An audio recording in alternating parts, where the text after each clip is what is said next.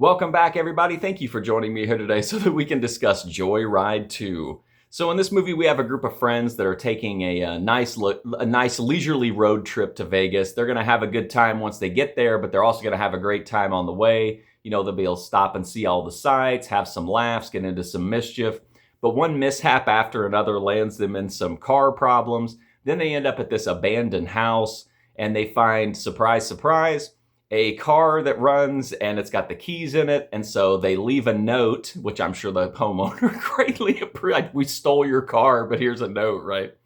So they end up taking the car, getting back out onto the road. And luckily for them, it's got some built-in entertainment in the form of a CB. And that's definitely going to come in handy because the abandoned house that they stopped at and stole the car from belongs to Rusty Nail, of course, the crazy truck driver from Joyride 1. So that's, you can imagine where things go from there. Rusty Nail is none too happy and he's going to take out his vengeance, and the road tripping, hooligans try to survive.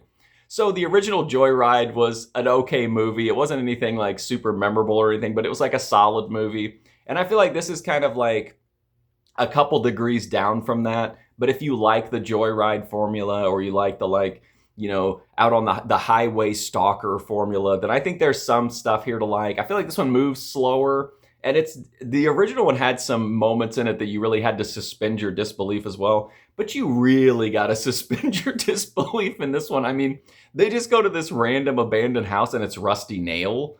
And I want to say this too about Rusty Nail. They changed his voice in this one, and I didn't care for the decision. I thought it sounded really fake. It didn't sound like a deep, gravelly, natural voice. It sounded like they deepened or made an existing voice more abrasive to do this, and I just thought it felt really unnatural. And honestly, it sounded like a different person than the first Rusty Nail, so that's kind of disappointing.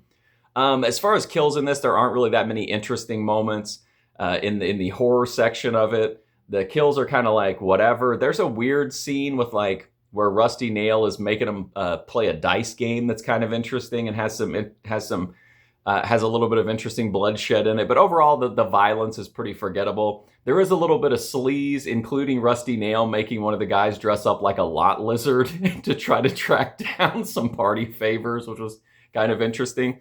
I think some of the best parts of Joyride 2 are actually more like truck set piece related.